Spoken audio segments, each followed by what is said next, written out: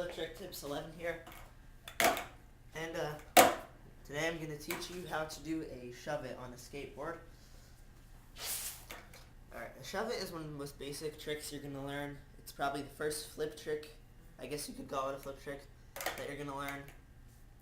And learning this trick will get you used to being able to perform tricks and being able to stay over your board while performing a trick, which you're going to need to know for kick flips, heel flips, and basically any other trick. You're going to need to know how to stay over your board and how to have control and land a trick. Alright, for the kick flip, foot placement is one of the most important things. Your back foot, you're going to want to intail somewhere where the concave starts. You might want it right here where the pocket first starts. You might want it on the tip of the tail like this. It really doesn't matter as long as it's somewhere in the concave.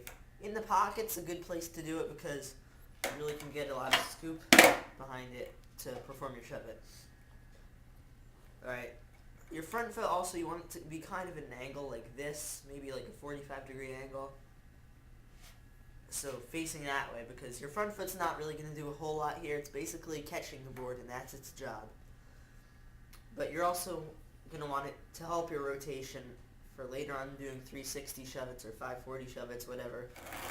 Your front foot's going to play an important part, so shove-its, your front foot is important, but not as much as your back foot. Alright, to perform the shove-it, what you do is, with your foot placement all set, you're going to push down slightly on the concave, and then once you push down, you're going to sweep your foot behind you while pushing down, and the board's going to rotate like that.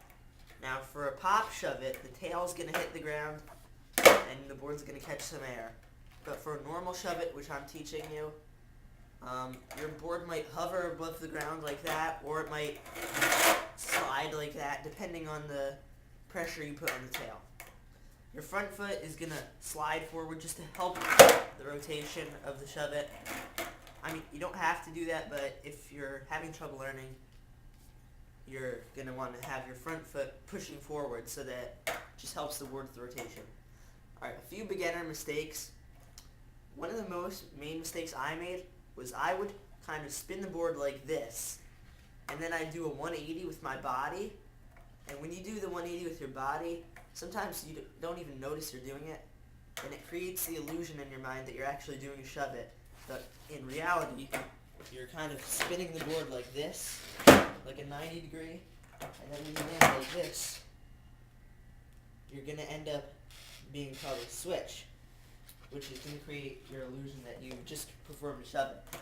And I thought I was doing a shove-it for a while, until maybe until I played like a game of skate, and then actually it was I was on the trampoline doing shove-its on like a trampoline board, and that's when my brother told me that I was doing them wrong. So it was a setback and I had to learn them the right way, but learning them the right way at first, really the shove-it should only take you about 2 hours to learn. That's how long it took me to learn the proper way, but after I was doing it wrong.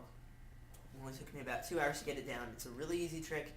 It could take you longer if you're just not getting it at first, but once you get it, it'll be natural to you. Another important thing is the board isn't going to stay directly under you. When you perform a shove-it, it's going to come up maybe about 3 or 4 inches from where it started. So while you're pushing back and sliding forward, you're also going to want to jump forward a little so that you catch the board when it comes to the full rotation. Also, another beginner mistake is a shove-it is a 180 with the board. If you do a 90-degree shove-it, that might help you learn the rotation, but it's not going to count in a game of skate, or it's not going to count in competition unless it's a full 180-degree shove-it. And that's basically all you need to know how to do the shove-it. Once again, just make sure your weight is centered. Jump forward a little. Once you feel the board come 180, catch it with your front foot and then put it down on the ground. Unless you're going for a 360 shove-it, which you need more rotation for. But now here I'll show you maybe like a slow-mo of a shove-it.